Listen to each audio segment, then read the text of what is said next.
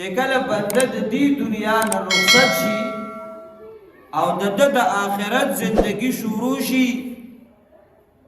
نو دی به دا ارمان او افسوس کوي چې زه واپس دنیا ته لاړ شم او بیا د دنیا دغه عمر او دغه زندگی ما ته بیا میلاو شي او ما ته بیا د عمل موقع میلاو شي نو زه به د الله رب العالمین ډېره بندگی وکړم زه به د آخرت د کامیابۍ دپاره ډېر اعمال ځان له وکړم نو د مرګ نه بعد ارمان او آرزو هغه د دې ده چې ما ته د عمر بیا میلاو شي نو دغه سرمایه دغه مال او دولت د عمر الله رب العالمین ما او تعالی اوس را کړی دی نو پکار دا ده چې دغه عمر زما او ستا نه ضایع نشي دغه مال او دولت او دغه سرمایه د عمر چې دا زما او ستا ته د کوم کار دپاره میلاو شوې ده چې دا په هغه کار کې استعمال شي د دې وجې نه علما ذکر کوي وی زما او ستا د دې عمر مثال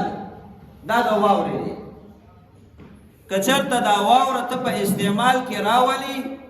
دا ایلي کېږي او که دا واوره په استعمال کې نه راولي دا ایلي کېږي دا ختمیږي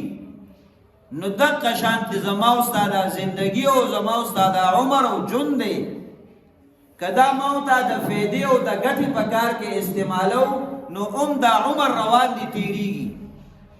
او که ما او تا په غفلت او په نافرمانۍ کې تېرو نو دا عمر روان دي تېرېږي او ختمیږي نو په دې باندې ځان پوهه کول پکار دي چې زما دا سرمایه د عمر دا زمانه چرته ضایع نشي په دې باندې خفګان پکار دی لکه بازار کې یو تجارت کوونکی تاجر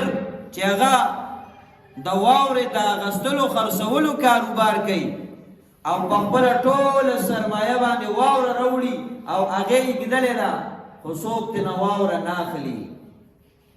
نو لږ ساعت بعد به هغه تاجر هغه دکاندار هغه به چغې سورې وکړي چې زما ټوله سرمایه ضایع کېږي زما سره لږ کومک وکړي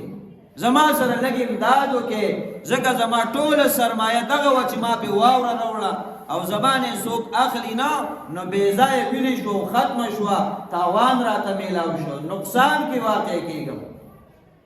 نو دغه زما او ستا عمر دی دغه رنګ خالی زما او ستا نه تېر شو نو ما او تعالی په دې افسوس او ارمان پکار دی ما او تعالی په دې باندې جړا پکار ده چې زما او ستا سرمایه هغه قیمتي لمحات خالی تېرېږي ما او تا په نقصان او په تاوان کې پریوز امام شافعي رحمه الله فرمایي چې ما د صوفیای کرامو په جماعت او په صحبت کې ناسته کړې ده او ډېر بابرکت او ډېر قیمتي خلک دي او د صوفیای کرامو مجالس دا خو د خیر نه ډک دي امام شافعي رحمه الله فرمایي چې په دغه مجالسو کې ما کم څه حاصل کړي او زده کړي دي نو په هغه قیمتي خبرو کې یو دام وه چې د صوفیای کرامو په مجالسو کې به ویلې کېدل چې زما او ستا دا عمر زما او ستا دا ژوند زما او ستا دا اوقات دا توره ده دا اوقات دا توره ده دا توره دا وقت یا ته کټ کا او که تی نه کټ کې نو بیا تا کټ کې دا به یا ته استعمالې یا به تا استعمالې اوس د دې عمر د دې ما او تعالی را کټ کول دا دي چې دا عمر زما او ستا نه خالی لاړو په غفلت او نافرمانۍ کې لاړو نو موږ یې داسې نقصان کې واقع کړو داسې تاوان ته ورسېدو چې د هغې ازاله نه کېږي او یا دا عمر ته کټ کا ته پې مخکې شه په خپل کار باندې راوله د ځان دپاره د کامیابۍ ذریعې وګرځوه د اعمالو توخه پکې حاصله کا نو امام شافعي رحم الله فرمایي چې په دغه قیمتي خبرو کې یو مې دا زده کړې ده چې عمر درنه ضایع نشي عمر دې کټ نه کی بلکې دا عمر ته په کار باندې راولو فایده پکې حاصله کا. نه دا زما استاد عمر دې بس تیریږي او زما استاد عمر آیا دا د الله رب العالمین په بندګۍ کې تیریږي کدا په نافرمانی کې تیریږي او کو زما استاد عمر دا په غفلت کې تیریږي بے احساسه کې تیریږي. جناب نبی کریم علیہ الصلوۃ والسلام مبارک فرمائی نعمتانی مغبون فیہما کثیر من الناس. جناب نبی کریم علیہ الصلوۃ والسلام مبارک فرمائی دو نعمتونه چې الله رب العالمین دې بنده ته ورکړي دي دغه دو نعمتونو کې بلا خلق په غبن او په تاوان کړي. حضور علیہ الصلوۃ والسلام مبارک فرمائی هغه دو نعمتونه کوم دي؟ الصحة والفراغ. یو ستا صحت دی یو ستا فراغت دی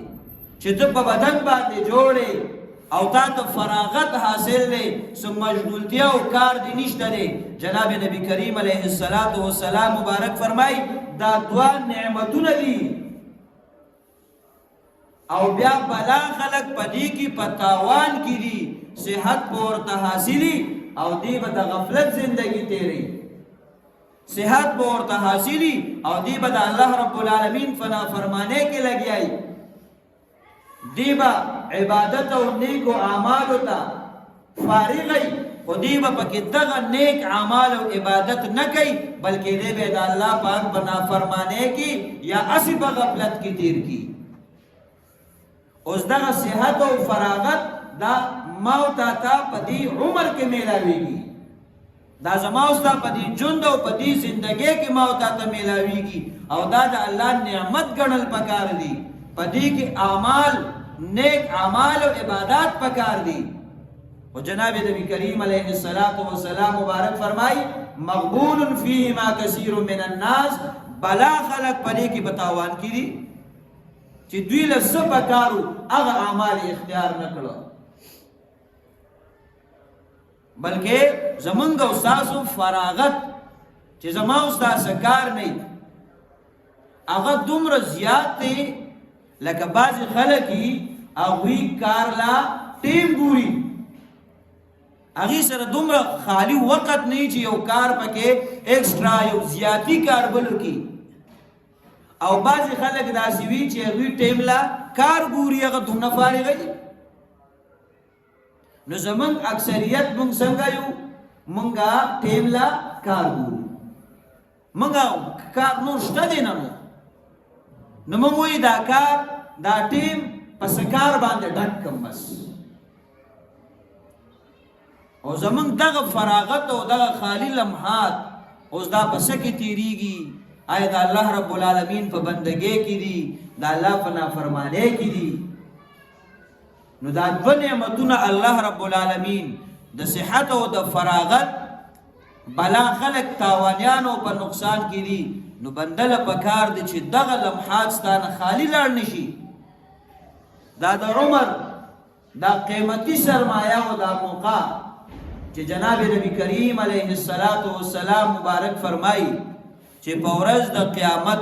د حشر په میدان کې بنی آدم ولاړی د قدم به د خپل زین خوځینا تر دې چې د دنه لومبني تپوس د عمر په باره کې وشي.